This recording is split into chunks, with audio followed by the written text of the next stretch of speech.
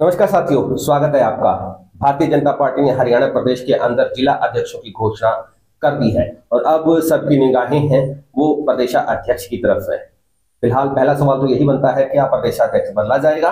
तो क्या भारतीय जनता पार्टी किसी जाट चेहरे के ऊपर दाव खेलेगी? यही चर्चा का विषय है। आज हमारे साथ जुड़े हैं इंद्रपाल चहार जी। बहुत बहुत स्वागत है सर आपका। धन्यवाद रघुवीर जी। सबसे पहले तो यही है कि क्या बदलने की उम्मीद है? देखिए रघुवीर जी, भाजपा एक ऐसी पार्टी है जो इसका शीर्ष नेतृत्व है। इसके जो निर्णय होते हैं उसका किसी को पता नहीं होता कि भाजपा क्या निर्णय ले ले। तो जो एक मैटर आया था सामने प्रदेश अध्यक्ष को लेकर, जितने भी निर्णय बीजेपी के आए हैं, जब भाजपा पर प्रेशर होता है उस समय भाजपा किसी को नहीं हटाती। आप सुभाष बराड़ा का जो लड़का है उस पर भी एक मैटर आया था, उस समय पूरा प्रेशर ये था कि भाजपा उनको प्रदेश अध्यक्ष से हटाएगी, लेकिन विपक्ष के दबाव के बावजूद भी उनको नहीं हटाया। तो जो मैटर आया है उनका लगातार पीछे जो संभावना थी कि हटा सकती है, बीजेपी जो भी निर्णय करती है समय पर करती है।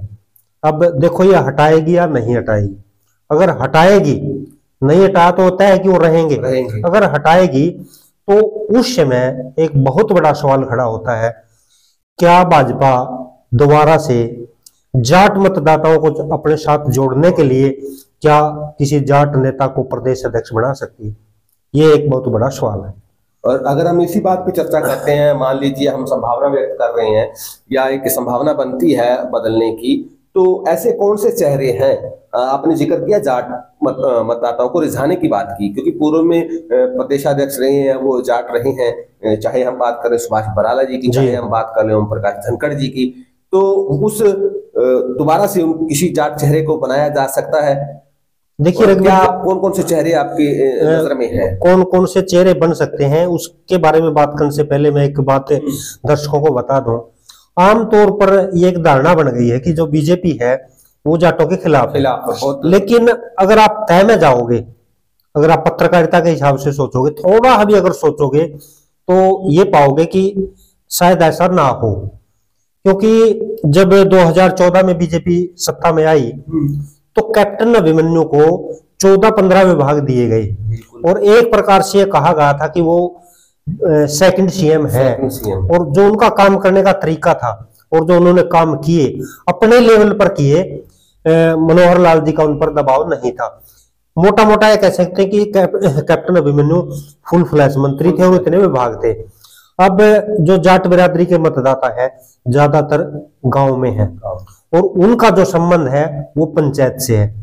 तो भाजपा ने जो मंत्री बनाया 2014 में जाट ओम प्रकाश धनखड़ को पंचायत मंत्री बनाया।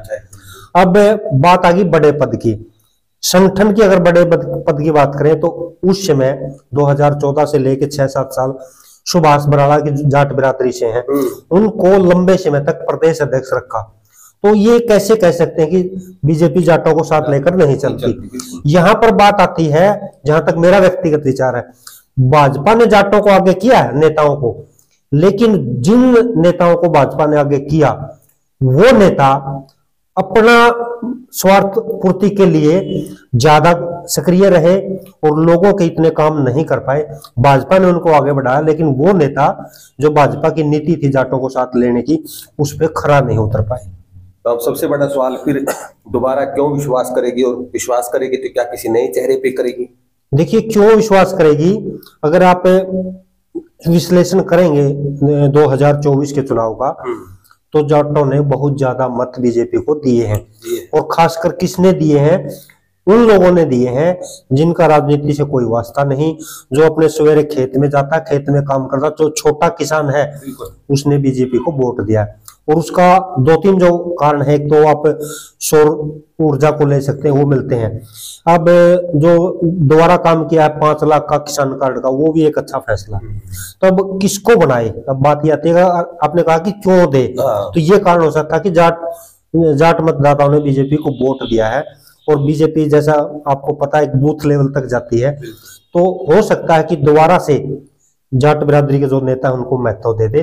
अब बात आती है कि कौन कौन वो हो सकते हैं।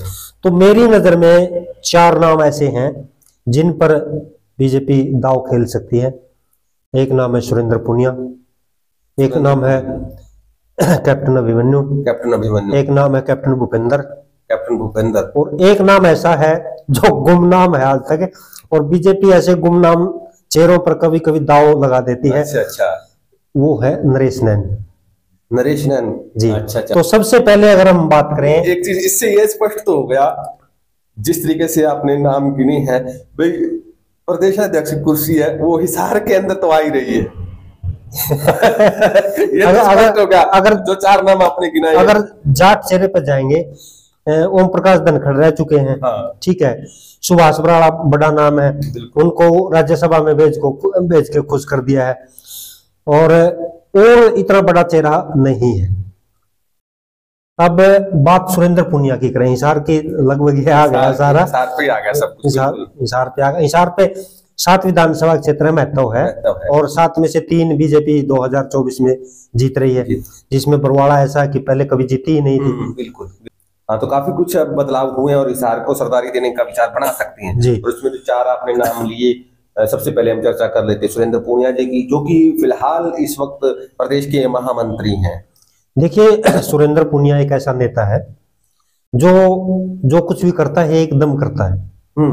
चाहे वो टिकट लेके आने का मामला हो, 2014 और 19 प्रदेश महामंत्री बने, उससे पहले 5 साल गुमनामी में थे, पता ही नहीं था कि सुरेंद्र पुनिया कहाँ है, और जब भाजपा की प्रदेश की कार्यकारिणी की लिस्ट आई तो सुरेंद्र पुनिया का नाम आया। तो एक राजनीति का खिलाड़ी है, हो सकता है मनोहर लाल जी के साथ भी अच्छे हैं, आरएसएस में भी अच्छे संबंध हैं, और अब तो ये कहा जा रहा है कि जो प्रदेश के मुख्यमंत्री हैं नायब सिंह सैनी, उनके साथ तो हरदम रहते हैं। ठीक है, अगर जाट चेहरे पर को बीजेपी दाव खेलती है तो सुरेंद्र पुनिया को इग्नोर नहीं किया जा सकता। क्योंकि जब पिछली बार भी जब कौशिक साहब को बनाया गया था मोहन जी, तो इनकी भी चर्चा रही थी, इनका नाम भी चला था जी। अब बात आती है कैप्टन अभिमन्यु की। हाँ जी। जो जाट आरक्षण हुआ था उसके बाद कैप्टन अभिमन्यु बैकफुट पे चले गए थे हाईकमान की नजरों में। ऐसा बताया जाता है कि उस मैटर को दबाने के लिए अमित शाह जी ने खुद कैप्टन अभिमन्यु से बात की थी, और ये कहा था कि आप माफी मांग के इस मैटर को सोल्व करें, लेकिन ऐसा नहीं हो पाया। तो उसके बाद एक नाराजगी बताई जा रही थी कि हाईकमान के साथ उनकी थी, और अब थोड़ा बहुत लगता है कि कैप्टन जब हार गए, 2 चुनाव लगातार हार गए, तो आदमी आत्ममंथन तो करता ही है। तो उन्होंने कोशिश की है हाई कमान के साथ अच्छे संबंध बनाने की, और एक आरएसएस में भी उनके अच्छे संबंध हैं। तो हो सकता है कि अगर सुरेंद्र पुनिया पर दाव नहीं खेला तो कैप्टन अभिमन्यु भी हो सकते हैं। अब नाम कर लेते हैं, तीसरे नाम की चर्चा कर लेते हैं। वीर चक्र विजेता कैप्टन भूपेंद्र पूर्व में जिला अध्यक्ष रहे और अब जिला प्रदेश सचिव हैं।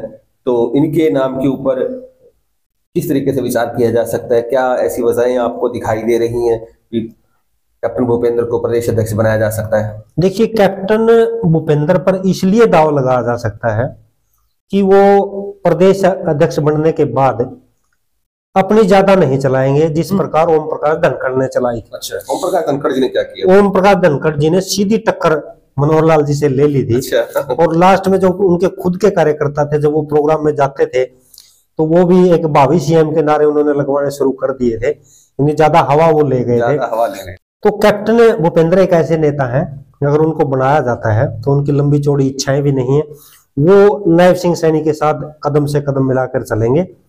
और पूर्व में OSD भी रहे हैं, और अब भी प्रदेश सचिव है शायद उनका, तो पद भी अच्छा है, और अच्छी तरीके से शायद वो संगठन में काम कर रहे हैं। और ये भी एक कारण है कि प्रदेश अध्यक्ष बनने के बाद या बड़ा पद मिलने के बाद कुछ नेता ऐसे हैं जो कार्यकर्ताओं से दूर चले जाते हैं। तो कैप्टन ऐसे हैं जो मतलब अगर उनके पास कोई जाएगा, मिलेंगे जरूर, बातचीत जरूर करेंगे, उनकी कोशिश करेंगे समस्या का समाधान करने की, नाराज नहीं करेंगे कार्यकर्ता को, ये उनकी खासियत है। लोगों के अंदर मतलब ये चर्चा है, सबके साथ घुल मिल जाते हैं, एक प्रकार से किसी भी वर्ग विशेष को लेकर उनके प्रति उनका स्नेह भाव नहीं है, सभी के साथ वो बराबर से बिहेव करते हैं, सबके साथ वो समभाव रखते हैं। तो ये और ज्यादा दिखावा नहीं करते। हाँ, दिखावा नहीं। जब जिला अध्यक्ष थे तो कई बार ऐसे भी मौके आए, किसी प्रोग्राम में गए अकेले भी चले गए। हाँ। और जो जिला अध्यक्ष दो दो तीन तीन चार चार गाड़ी लेकर जाते हैं, लेकिन कई ऐसे मौके आए कि कैप्टन अकेले ही चले गए। अकेले चले, काफी बड़ी बात है, दिखावा नहीं है। दिखावा नहीं जी। और अब बात करें उस नाम की जिसको आपने गुमनामी में बताया, और अब आप कह रहे हैं वो एकदम से वो नाम चमकने वाला है, क्या वजह? देखिए, मैंने नहीं कहा चमकने वाला है, संभावना व्यक्त की आपने। संभावना है, क्योंकि ऐसे कई मामले आए हैं सामने जब बीजेपी ने आश्चर्यचकित किया है अपने फैसलों को लेकर। उगलाना के मामले में मान सकते हैं, कई दावेदार थे टिकट के, लेकिन ऐन मौके पर अनुदान को लेकर बहुत से ऐसे मौके हैं, मतलब आश्चर्यचकित किया है। नरेश नैन की बात करें तो आज उनकी उम्र मेरे हिसाब से 55 से ऊपर है। अच्छी। और 15 साल की उम्र में वो आरएसएस में, भाजपा में आ गए थे। उकलाना बरवाड़ा क्षेत्र में उनको मतलब आडवाणी के नाम से जाना जाता, इतनी कम उम्र में आने के बाद। और जो आरएसएस की विचारधारा है उसके अनुसार चलते हैं, और सबसे बड़ी बात है अपना पूरा टाइम पार्टी के लिए दे सकते हैं, क्योंकि अविवाहित है। सबसे बड़ी खूबी है पार्टी के प्रति इतने समर्पित है कि उन्होंने शादी भी नहीं करवाई, तो ये इनका बहुत बड़ा प्लस पॉइंट है। और 2 बार ये प्रदेश अध्यक्ष प्रकोष्ठों के रह चुके हैं, युवा मोर्चा और खेल प्रकोष्ठ में ये प्रदेश अध्यक्ष रह चुके हैं। और वर्तमान में खेल प्रकोष्ठ में राष्ट्रीय उपाध्यक्ष का पद राजनाथ के अंडर इनका है। अच्छा। तो पद के मामले में इनमें कोई कमी नहीं। और संगठन की अगर बात करें, जब ये प्रदेश अध्यक्ष थे युवा मोर्चा में और खेल प्रकोष्ठ में, तो बहुत बड़ा संगठन आज भी, अगर मैं दावे के साथ कह सकता हूं, एक व्यक्तिगत तौर पर मतलब पार्टी से दूर हट के बीजेपी में अगर व्यक्तिगत मतलब संपर्क के हिसाब से नरेश का पूरे हरियाणा में है। हालांकि ये बात किसी को पता नहीं है, गुमनामी में है वो, और गुमनामी में रहने का ये कारण है कि इच्छाएं वो कभी अपनी जाहिर नहीं करते। सिर्फ एक नीति है, अगर पार्टी बनाएगी तो ठीक है, कभी किसी पद के लिए उन्होंने डिमांड नहीं रखी है। और आरएसएस और भाजपा ऐसे नेताओं पर कभी कभी दाव खेल देती है और उनको अनुभव भी है, संगठन का भी पूरा अनुभव है। ये भी नहीं कह सकते हो एक नए खिलाड़ी है या नए मतलब संगठन के लिए है। तो साथियों, ये वो नाम थे जो इंद्रपाल चहार जी ने बताए, 4 नाम बताए, और चारों ताज्जुब की बात ये है कि चारों के चारों हिसार जिले से संबंध रखते हैं, हिसार लोकसभा से संबंध रखते हैं। और अगर हिसार के अंदर सरदारी आती है प्रदेशाध्यक्ष की तो हिसार के लिए भी अच्छी बात है, और हम सभी को शुभकामनाएं ही दे सकते हैं। भविष्य आपका शायद सुनिश्चित हो चुका है, क्योंकि भारतीय जनता पार्टी जिसको बनाना चाहती है वो पहले से ही घटनाक्रम घटने शुरू कर देती है। हमारे साथ जुड़े रहने के लिए आपका बहुत बहुत धन्यवाद।